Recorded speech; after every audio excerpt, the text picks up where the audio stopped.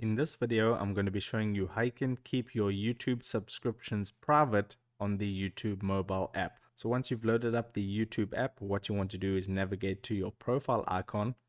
It's located at the top right hand corner of the page. Tap on your profile icon, and then from here you want to tap on your channel.